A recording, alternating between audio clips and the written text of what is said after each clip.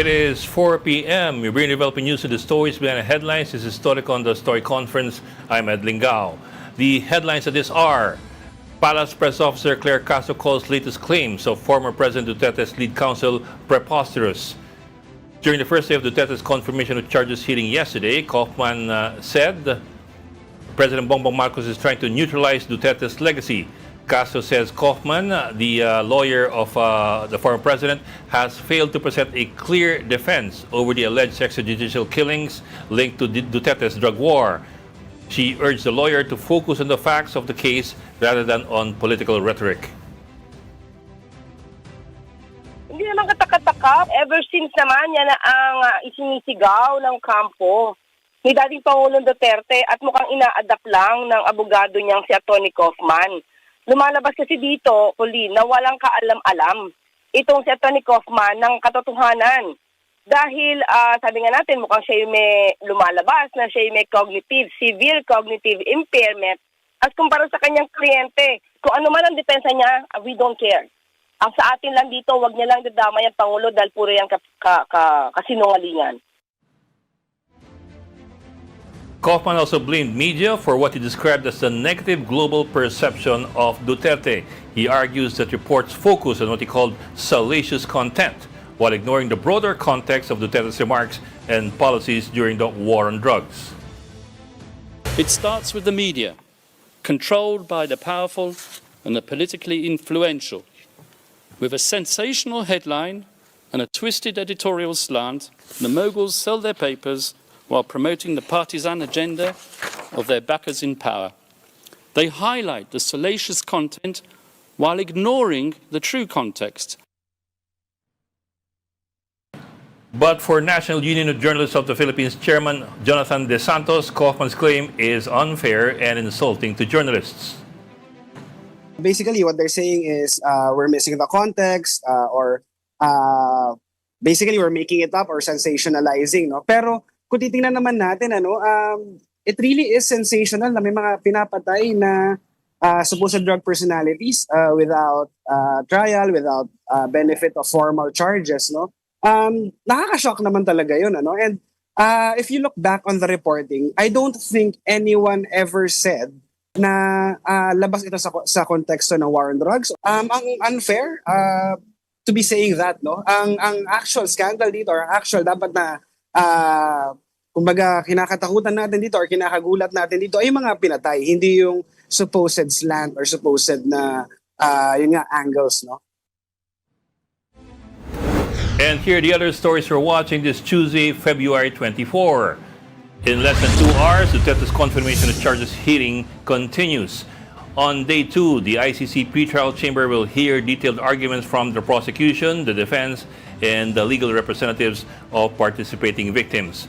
The judges will assess whether there are substantial grounds to believe that Duterte committed crimes against humanity linked to his anti-drug campaign, a threshold required for the case to move to full trial. No witnesses will be called at this stage, but the 3-judge panel may pose questions to clarify legal and factual issues raised on day 1. Hearings remain capped at 3 hours, divided into 3 one-hour sessions. No ruling will be issued yet, as judges have up to 60 days after the proceedings conclude to decide whether to confirm, amend, or dismiss the charges. VP Sara Duterte says her family has accepted the possibility that the former president may no longer return home. The VP cited her father's court statement where he allegedly accepted that he could die while in ICC detention. Mr. Duterte was arrested on March 11, 2025 and turned over to the tribunal for alleged crimes against humanity during his war on drugs. A recent social weather station survey found that most Filipinos believe Senator Bato de la Rosa should be held accountable for drug war killings. 53% of respondents agreed that he should be liable, while 44% said he should be detained if the International Criminal Court issues an arrest warrant. The survey was released ahead of the confirmation hearings of former President Duterte in The Hague. President Bongbong Marcos says their camp has been talking with several people. That's his answer when asked if he already has a preferred candidate for the 2028 presidential elections. When asked if he will endorse a candidate, Marcos replied, and we quote, "Not soon." We have some people that we are talking to in mind. Many of them actually, some of them have said, no, I do not From the want." cabinet? I'm sorry? Are they from the cabinet? Are they local officials? Are they from the Senate or Congress? Of course, you have to see, when people are working, but you cannot limit yourself to government. Yeah. But of course, it's much harder to bring to a presidential level someone who has not been involved in politics ever. It happens, but it's not that easy. And joining us today from the Philippine Star, we have Editor-in-Chief Ami Pamintuan. Ami, good afternoon. Hello, everybody. Happy Tuesday. Happy Tuesday. Mukhang another busy day today, and we're not Very just talking busy about day. the Very Hague. busy week, actually, no? Oo nga. Very And busy week. may dumagdag pa. It's not just what's happening in The Hague. May nag-press conference kanina kung saan Yes. pati yung ICC dinawit doon sa maleta issue. Sige nga, i-play nyo nga. Meron ba? I don't know, we have sound bites already Press con cut yun, eh. di ba? Press It was a con press siya. con by Attorney Levito Baligod. If you do recall, he was the lawyer of Yes. Ben Hurluy dun sa pork barrel scam in 2012, I think, or 2011, if I remember correctly. He brought with him 18 men that he says were former Marine Corps personnel who acted as drivers and security personnel of, I'm not sure kung lahat sila or ilan lang sa kanila or what. Pero apparently, by their claim, most of them worked for Zaldico.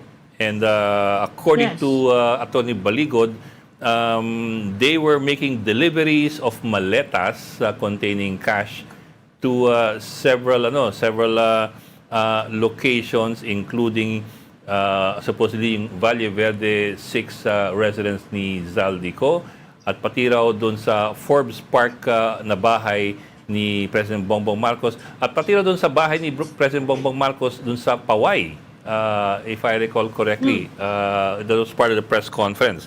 So, may ganun daw. And these deliveries supposedly were made from 2023 until the middle of 2025.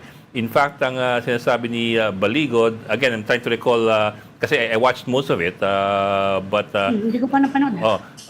ang sinasabi ni Baligod was that the first Marine, the first former Marine who came out, what's his name again? Si Orly Gutesa. Orly Gutesa. Yung nag-testify sa Senado. Orly Gutesa. I think Baligod was implying or saying na si Gutesa was pressured into retracting his testimony before the Senate. But at the same time, Baligod was saying na si Gutesa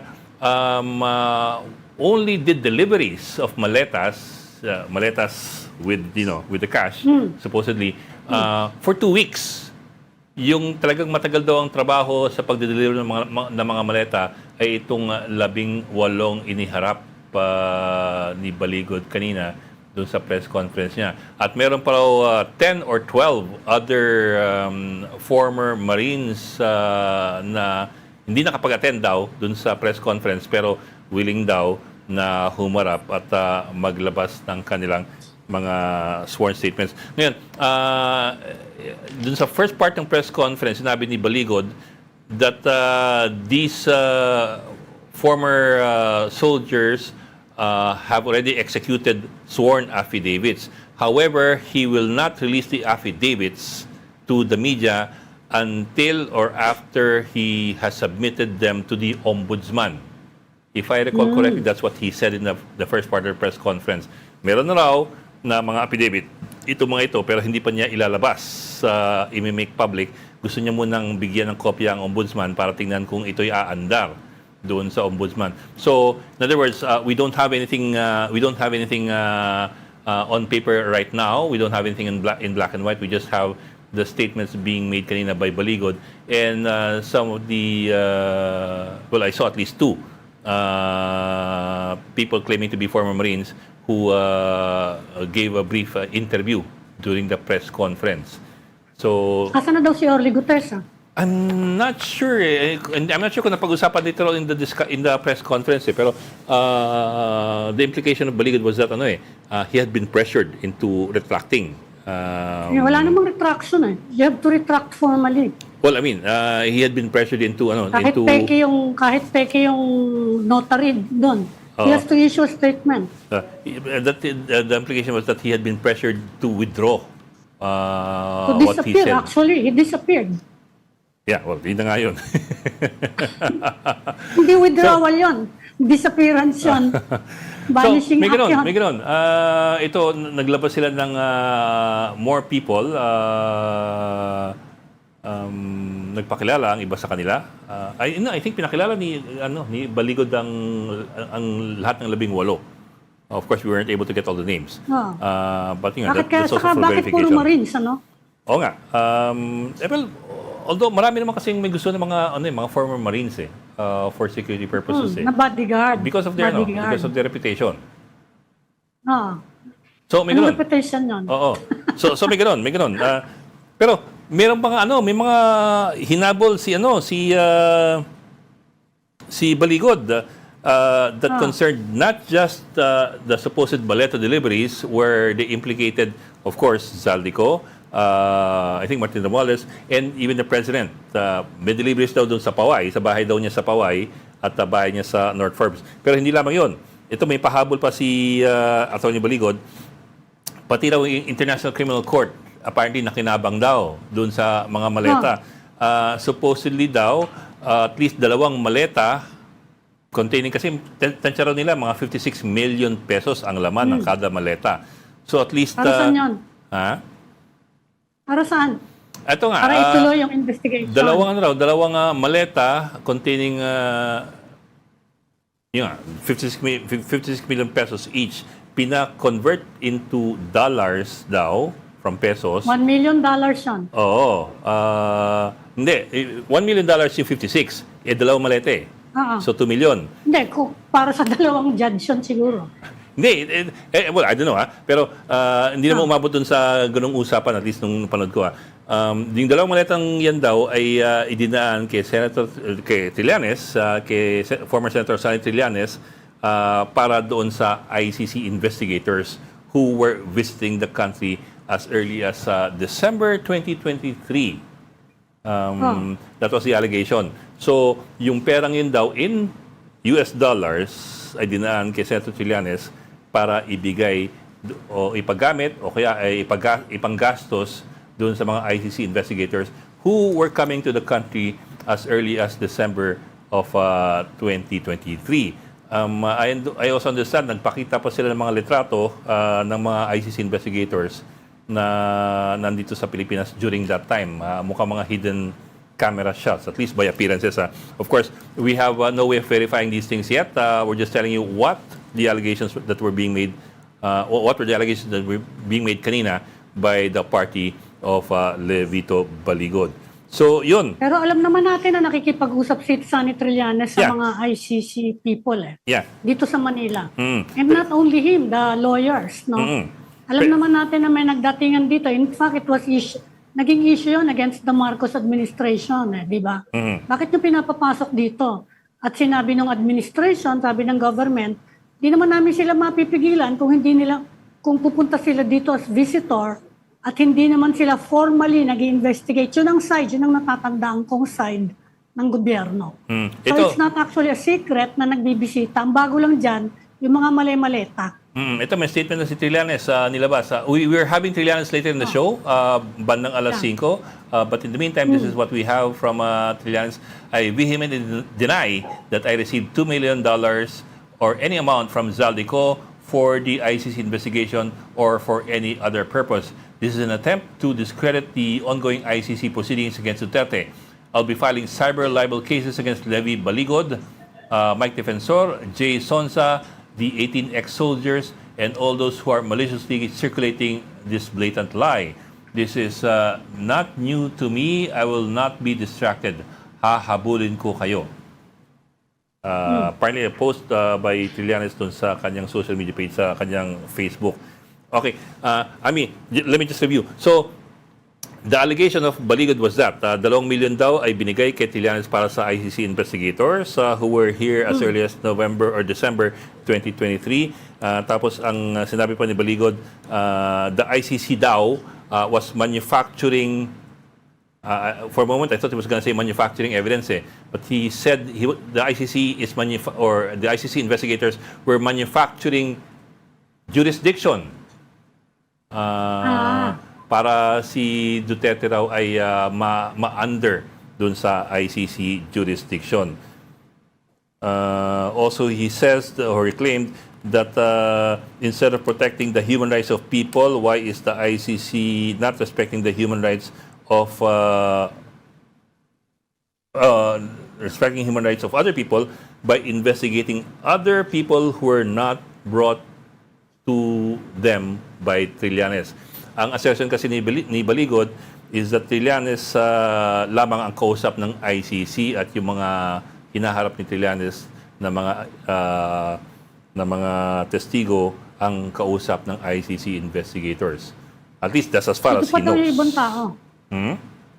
Sino pa yung ibang tao na hindi hinarap sa ICC? I don't know. That's all, actually, we're also trying to get Baligod.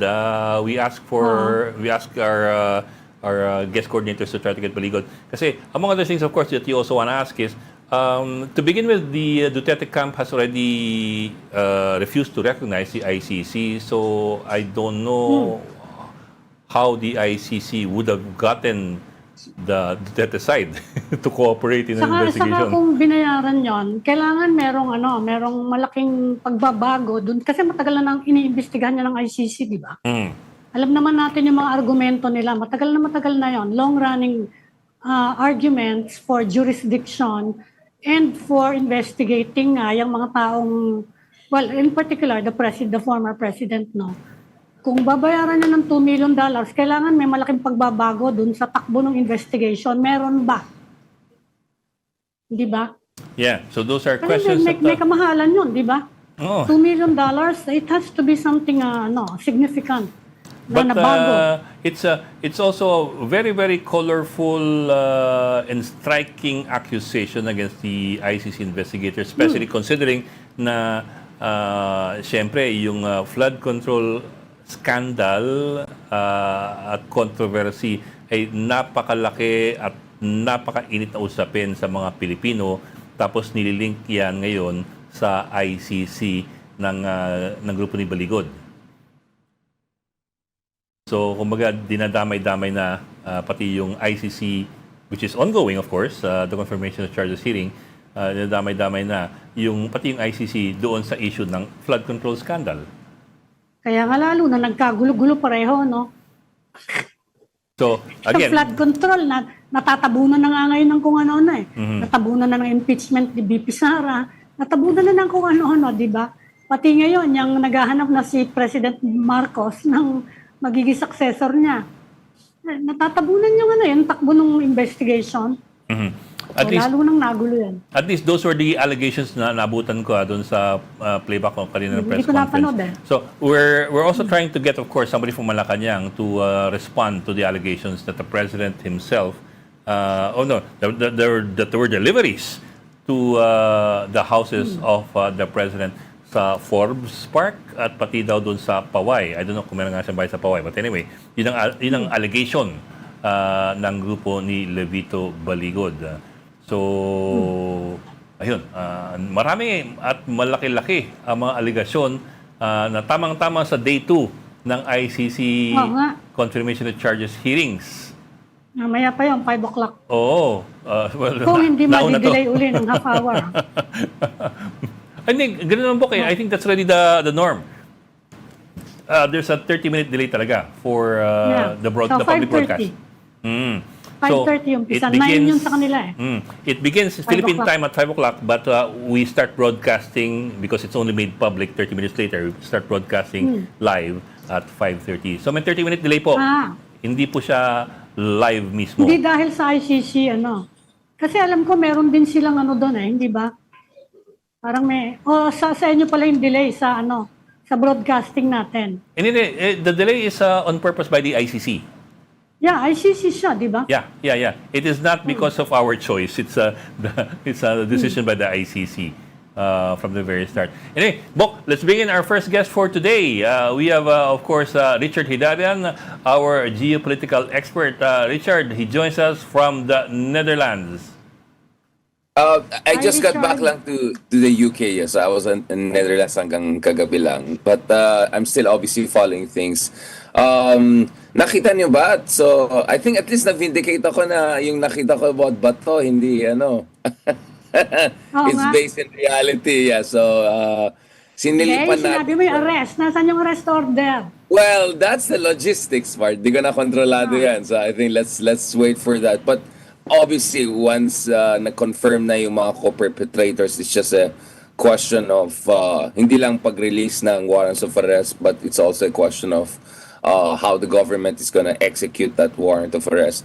To be honest, what I found very interesting so far, dun sa hearings is how adept at creative communication is Attorney Kaufman, siguro si Attorney Kaufman pwede siya maging spokesman ni Sara Duterte if ever Sara Duterte becomes president. I mean, he seems to be knowing about everything, domestic politics, geopolitics, lahat na lang yata na-comment ni Attorney Kaufman. But to be honest, based also on conversations with folks dyan on the ground at The Hague, including with the diplomatic community, including with the experts and all, isa sa aking mga concerns was how is ICC holding it together?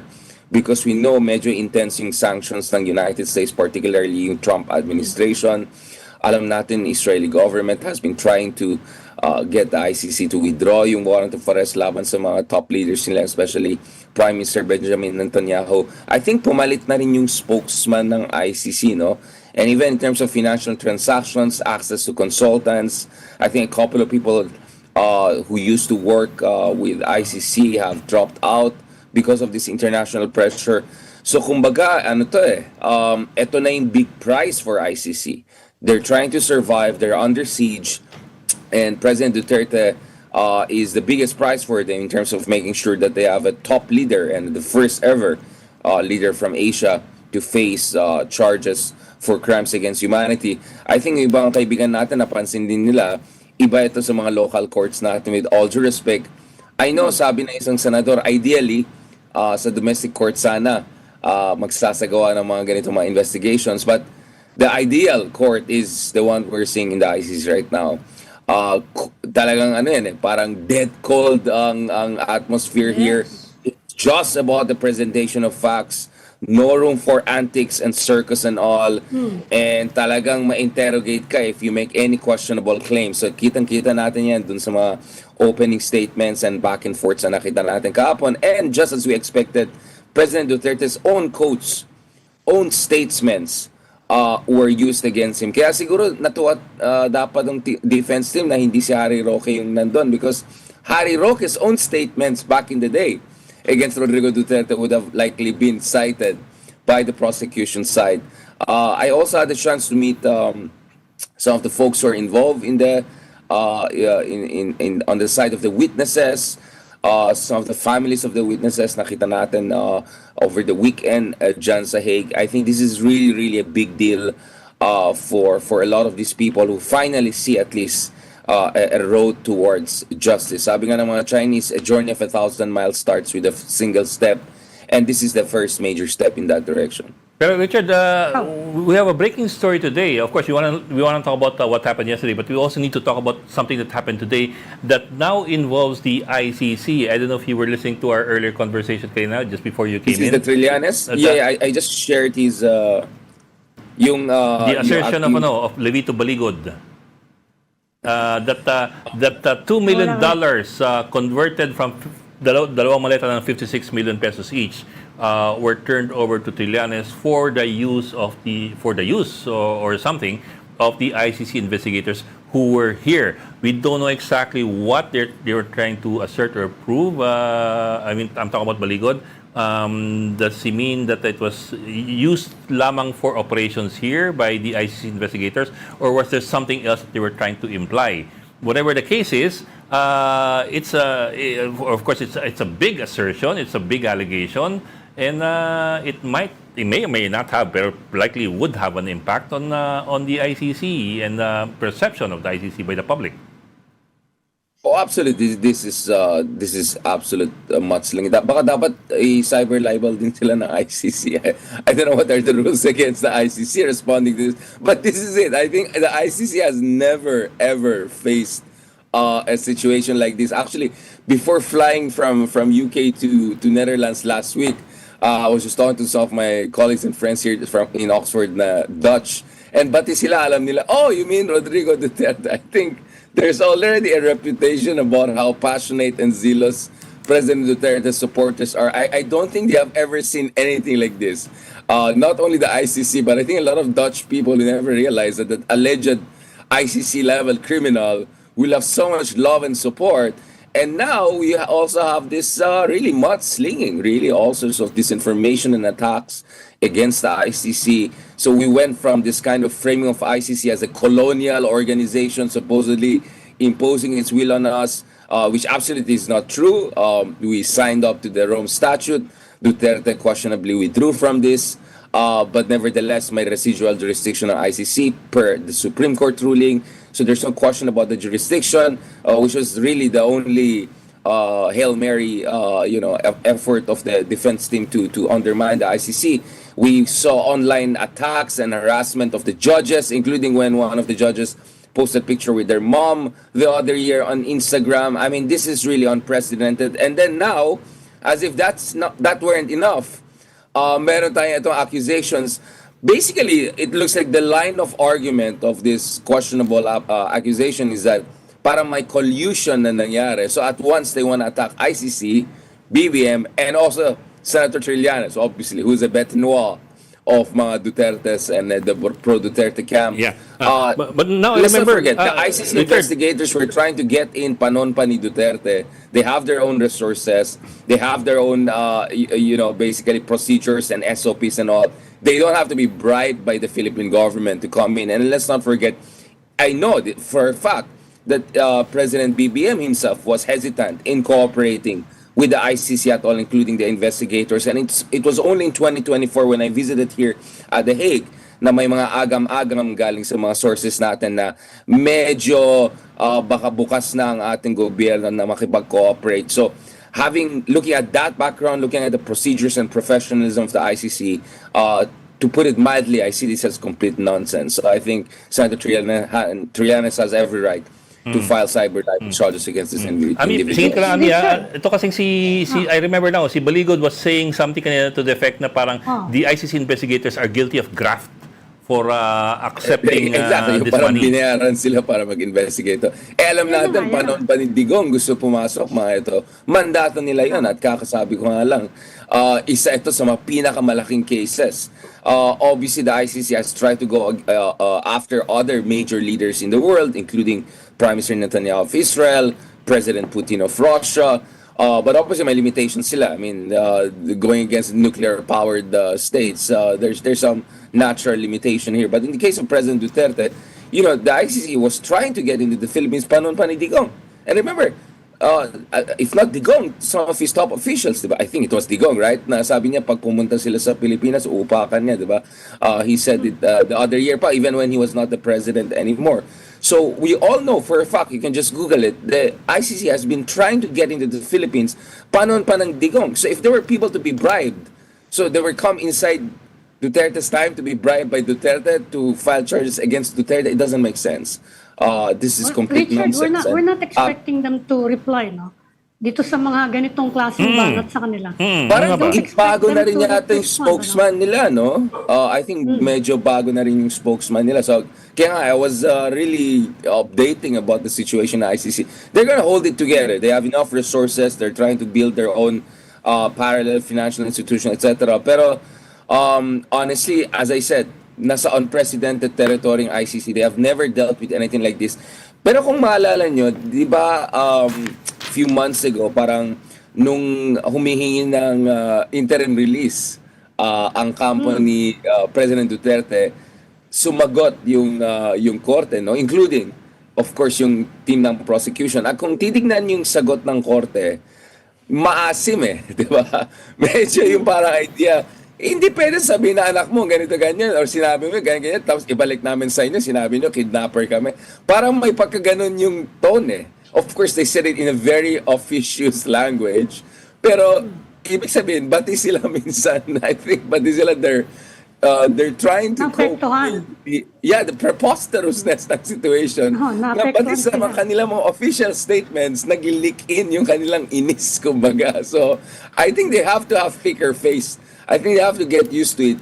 The good news though is, as you know, last year medyo I was in hot waters when I visited there in ICC. And many of President Duterte's supporters were very passionate, very angry, I would say, last year about the situation. Mukhang this year, medyo, I don't know, kung nasa acceptance phase na yung mga kaibigan natin na supporters ni President Duterte, I think there's beginning to be a realization na baka nga, this is the beginning of a new chapter or end of a previous chapter, kumbaga. And matagal ito, hanggang Thursday yung mga hearings, and this is just for confirmation of charges. And this thing could go on for quite some time. If tuloy yung pag-aresto dun sa mga ibang figures, co-perpetrators, I doubt they're gonna be tried together per se, but there's gonna be some overlap and some syncing of these cases since medyo similar, actually literally similar, yung basis ng mga cases na final kay President Duterte. But obviously, the case could be even heavier against some of his chief operating officers like Senator Bato de la Rosa because they were much more directly involved in this. So, mahaba-habang istorya, mahaba-habang usapan ito. And I think at least some of the supporters of the president are beginning to accept na this is the new reality that they're facing.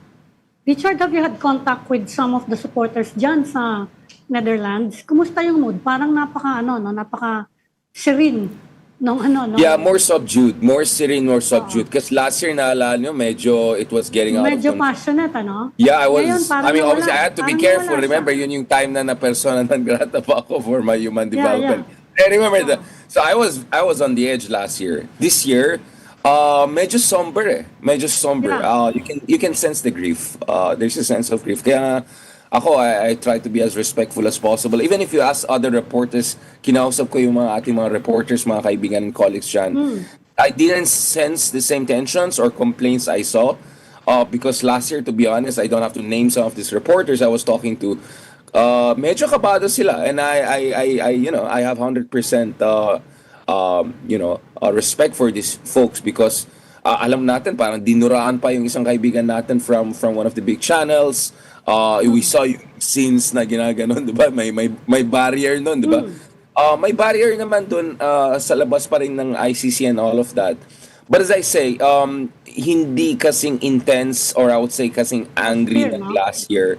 I think the past year gave them time to make transition. But let me add something, no?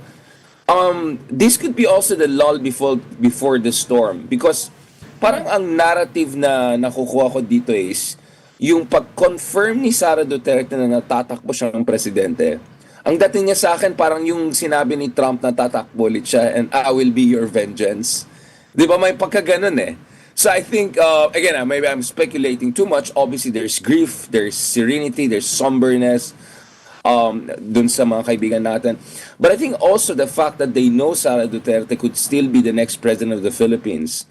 They know that she's a front runner and they saw the vice president very defiantly with a sense of conviction saying, tatakbo ako, and basically implying that she will avenge the injustice against her father. Baka medyo that also gave them some sense of hope na maybe not this year, maybe next, maybe in the near future, there will be the return of the Dutertes. And I don't know if they believe it, maybe they'll be in a position to negotiate Tatay Digong's return. Or at the very least, Sara Duterte is officially carrying the baton for the former president, no matter what happens to him in detention. But there are those who say that whichever way the wind blows with the ICC case, Sara Duterte could benefit. For example, if Duterte is convicted, she will get a lot of sympathy votes. At the same time, if he is acquitted, then it's going to be a victory vote. So There are those who say whichever way the wind blows, it's going to be to our advantage. What do you think of that? Well, timing is everything, right? If God forbid something happens to the former president, way before 2028 elections, let's say not in third or fourth quarter of next year, let's say God forbid first quarter of 2027 or sometime this year, I don't think the sympathy factor will be as significant going all the way to 2028. But if God forbid something happens to the former president, closer to 2020 elections, yes, I think we'll have a very similar dynamic to what we had. And we have an evidence for that, right? Yung Duterte bump na nakita natin in first, second quarter of last year. Where even Rodrigo Duterte, diba, there was a Pulse Asia survey na tinignan, but yung approval rating para satisfaction kay Duterte, diba, it was very high. It was like 70%, something like that. Even Sara went high. And dun sa political alignments, if you look at both Okta and WR numero surveys, dumampas na sa 40%, papunta na sa 50% yung aligned sa mga Dutertes. Now that's down to around 30 plus. So there is this room of 10 to 15% additional bump whenever something major comes out. So having said that, if God forbid something happens close to the elections next year, yes, I think definitely this will help out. Whether it's acquittal or whether it's something more morbid, I would say. Considering the president is also quite frail and he's in his advanced ages and in the winter of his lifetime. But if the trial keeps on dragging on, if President Duterte is as strong as he is, I don't think there'll be that kind of bump. If anything, what we're seeing right now is that the other side is scrambling. I mean, to be honest, medyo na-distract ako over the past few days, looking at how seamlessly the two former arch enemies, Vice President Mayor Leni Robredo and former Vice Presidential candidate and current President Marcos, napaka-seamless yung kanilang dynamic. And within a span of 48 hours, 72 hours, you saw them hosting each other. And most importantly, there was no backlash. I didn't notice any backlash. And if you look at the very chummy, friendly pictures between the two, which, by the way, look extremely genuine. Hindi siya mukhang dalawang politiko na nagfe-fake. It looked very genuine. I think it helped that President BBM himself reached out.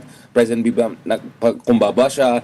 And you could see that it had a very positive effect on Mayor Leni. Mayor Leni is also very pragmatic. She realizes it's good to have an LGU national level relationship. She's a great conciliator. And then to see her, Vico Soto, other paragons of good governance, people who are known to be on the other side of the equation vis-a-vis the Dutertes and Marcoses, for them, all of them to see seamlessly together. Baka we're already seeing the outlines or kumbaga parang pilot project for a potential counter-Duterte alliance come 2028. So there is a Duterte factor, you're absolutely right.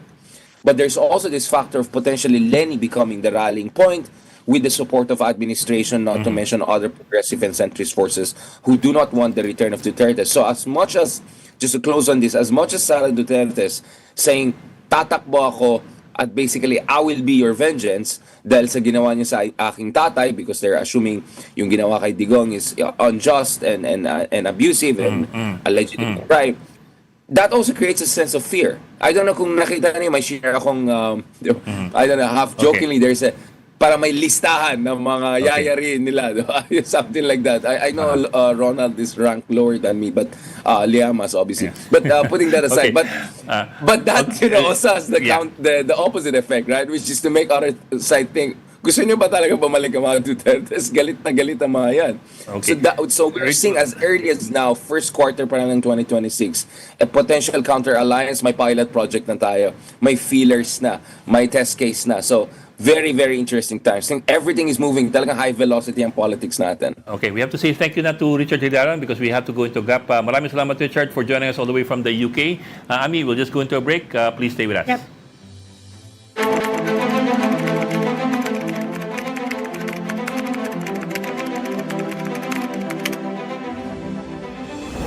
We've got developing news in the stories behind the headlines. Welcome back to Storycon, the Story Conference. I'm Ed Lingao, and of course with us, Ami Pamintuan of the Philippine Star.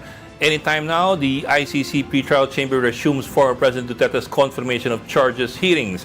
One News anchor Angela Lagunzad Castro is on the ground at The Hague. Angela, ano nangyayari ngayon dyan? Angela, nakamute ka ata. Can you please unmute? Alright, hi There you Doc go. Ed. So, andito nga ako ngayon ulit sa International Criminal Court or ICC sa The Hague, Netherlands, wherein the confirmation of charges of former President Rodrigo Duterte is taking place now on its second day. So, on this second day, aasahan natin yung continuation lamang ng submission on merits ng prosecution at saka ng victims via their legal counsel. So, dito, aalamin lang din natin kung ano-ano pa yung mga ebidensya na ipepresent nila na magpapatibay ng kaso nila laban kay Pangulong Rodrigo Duterte. So kahapon kasi nasaksihan na natin yung kalahati, ngayon namang araw na to yung iba pa. So dun sa mga nagtatanong kailan si Attorney Kaufman yung legal counsel ni former President Rodrigo Duterte magpe-present, it's going to be on Thursday, February 26. So this is the opportunity for him to defend nga Pangulong Rodrigo Duterte based dun sa mga evidence to kumbaga parang may isa publiko nila na wala ngang kinalaman itong si Pangulong Rodrigo Duterte sa mga kaso na ipinupukol sa kanya. So the whole day today, tama ba? The whole day today is submission on merits of the case by Yes. the prosecution and by the counsel of the victims. Sila Yes, dalawa lamang. that's correct, Bok. Sila lang muna ngayon. So Angela, ano yun? Listahan lang yun ng evidence, di ba? Di naman actual presentation pa yan eh. Ilista lang nila kung ano yung balak nilang ipresenta. Oo, yun po, ililisa pero wala pang masyadong mga explanation. Tapos dun sa mga nagtatanong po na kung meron bang witness na ipepresent dito, wala. Yes. Wala silang witness na ipepresent, wala din silang mga pangalan na sasabihin kasi due to security reasons. Unless kailangan talaga, sabi ng house rules dito, pero pag-uusapan pa yan through private session kung i-approve nila yon. Angela, paano yung coverage nyo dyan? Nakakapasok ba kayo? Opo, actually nakakapagod siya pero eventful siya, okay naman. So meron kaming ID press ID ito. Yes. No, so meron kami para maka-in and out kami So pinapayagan kami dito ng ICC office na makapag-in and out para nga dun sa mga kung kailangan mag-live katulad nito Pero once pumasok kami doon sa gallery kung saan nangyayari yung hearing, dun sa chamber ay wala kaming dalang cellphone, wala kahit kundi papel at saka ballpen lamang kung gusto namin mag-take down ng notes. Meron doong earphones na amin papakinggan kung anumang language ang gusto namin. Of course, English is there. Tas iba't ibang. Kasi nga, invited ang 70 international media kasama na tas of course yung local para makinig nga dito sa confirmation of hearing. So ganun yung nangyayari. At 9 o'clock open na yung media center. Sa media center pwede kaming mag-stand upper doon pero hindi kami pwedeng mag-interview. So lahat ng mga interview na binabato po namin sa inyo dyan, dito kami sa labas. Lalabas muna kami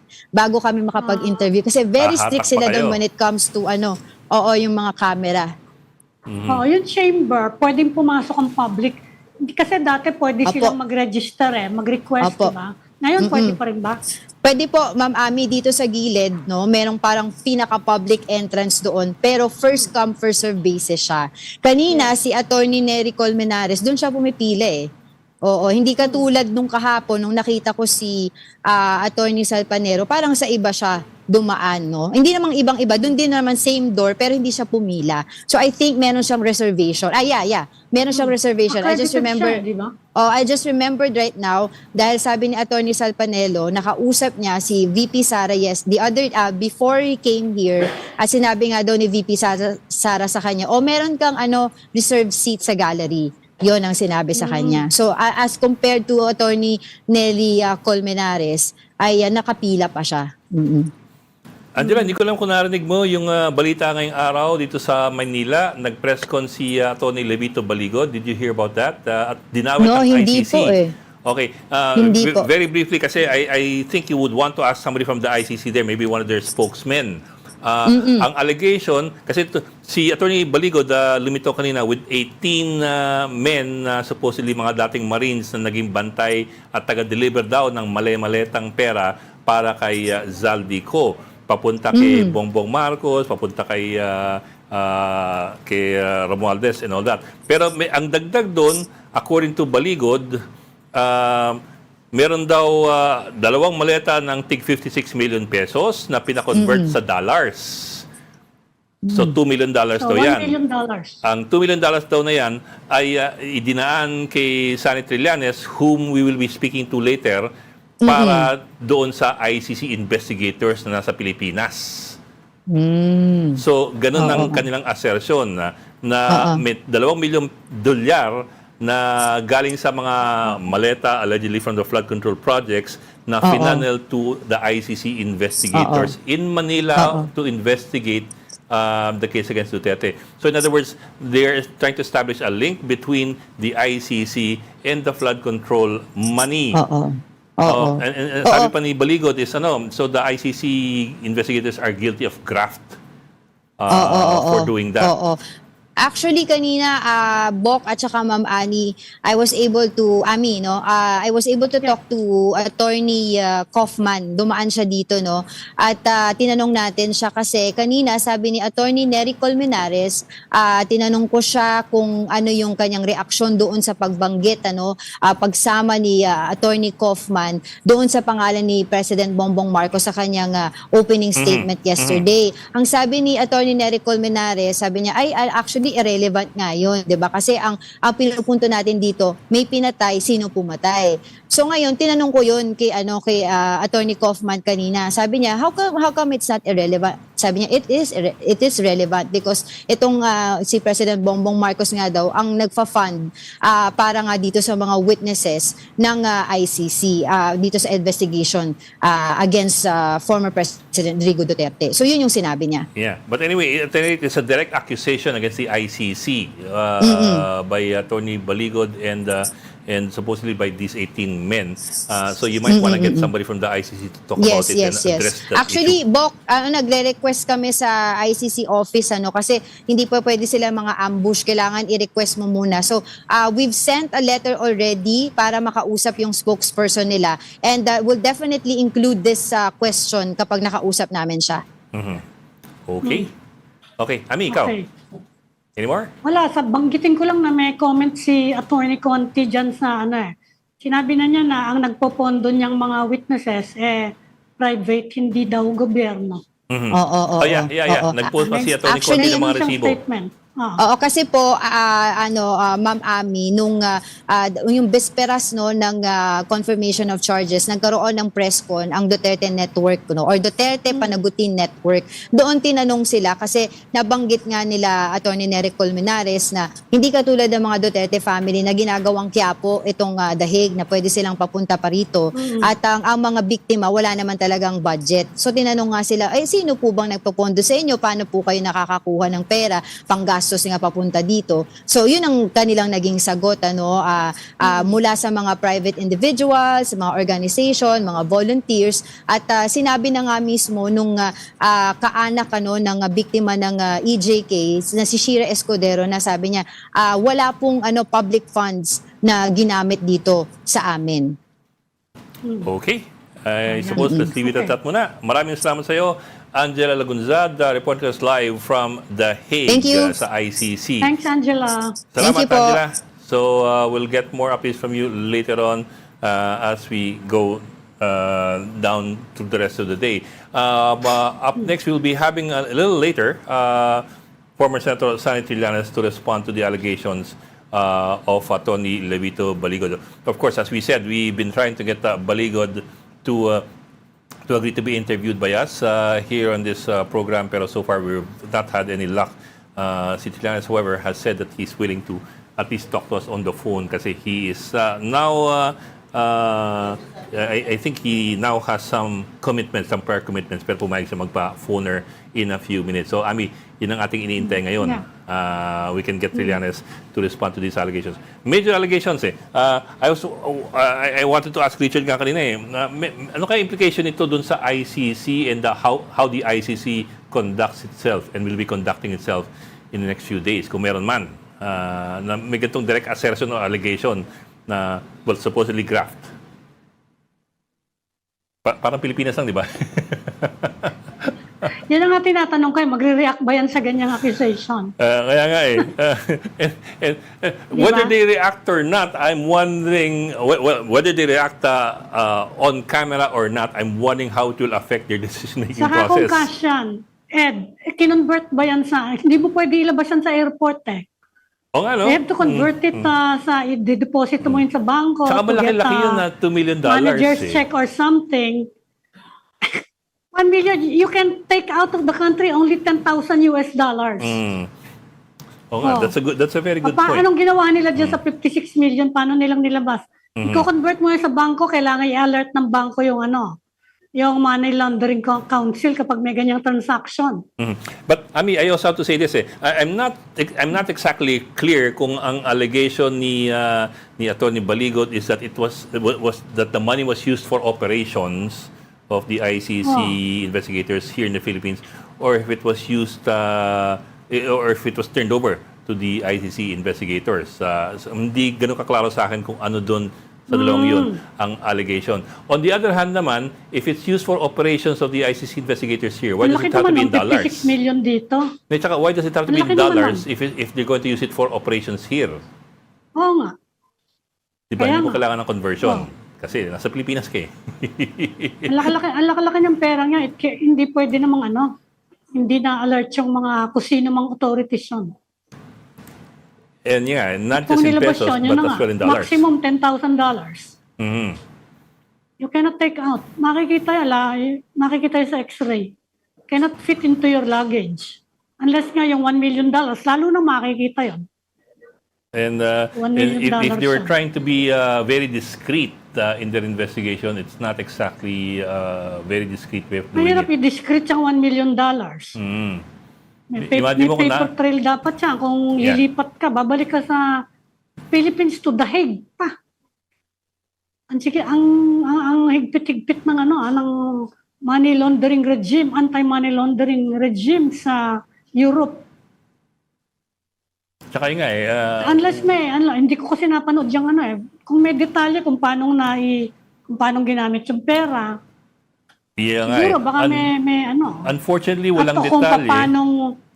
paano yung paper trail kung kasi if you're accusing someone of graft, personal benefit yan.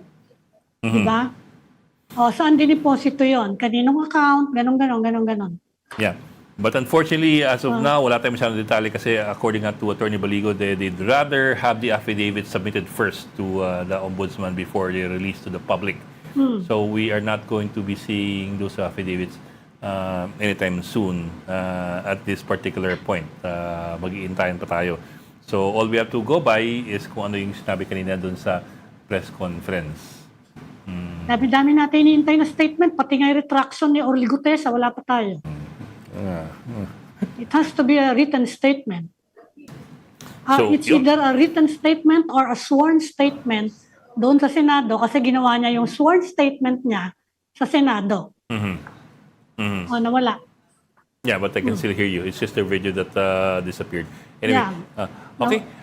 I suppose while we're still trying to get San Trillanes, maybe we should go first into a gap and then come back as soon as San Trillanes is... I'm sorry? Sige, we'll just go into a gap while they try to get in touch with Senator Trillanes for his feedback dito sa allegation na to. So please stay with us. We will be right back.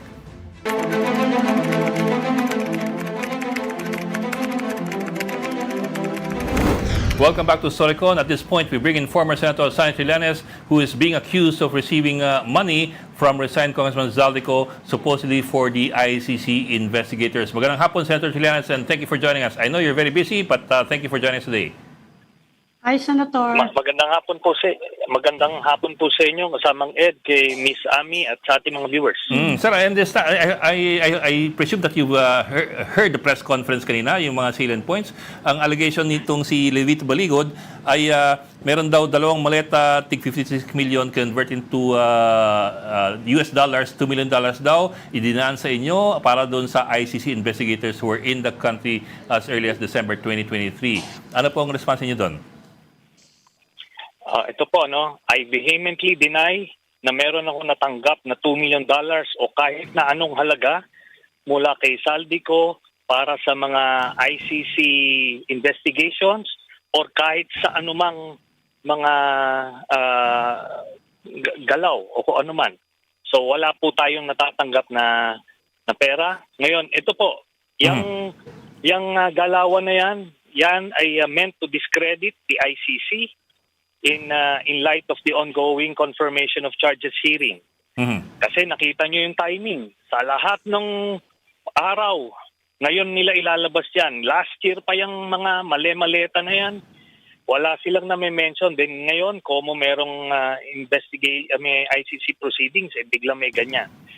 Tapos, ito po, dahil dyan, ako po ay magpa-file ng cyberlibel cases against Levi Baligod, kay Mike Defensor, Jay Sonsa, at doon sa mga dating sundalong na humarap kanina. Dahil hindi natin pwede palagpasin yan. So, hindi po tayo madidistract dito at hahabulin natin itong mga ito. Ami. Senator, confirm lang namin, meron talaga mga nagpunta rito from the ICC noong 2023, hindi ba? Okay, ito po. Yung tungkol po sa mga operations ng ICC dito sa bansa, I'm sorry to say na hindi ako pwedeng mag-divulge ng information about it kasi highly confidential siya. It will involve lives of not only the ICC investigators, kundi pati yung mga testigo na nakakausap. Kaya talagang pinagbabawal po na i-divulge yan. Ngayon, ito pong ginawa nila Baligod at nung itong mga humarap na ito ng mga dating sundalo daw, yan po ay violation ng Rome Statute yan. Kaya pwede silang makasuhan ng obstruction of justice. Obstruction of justice dyan ng ICC. ICC mismo ano po yung magkakaso dyan sa specific mga yan, I tell violation? you.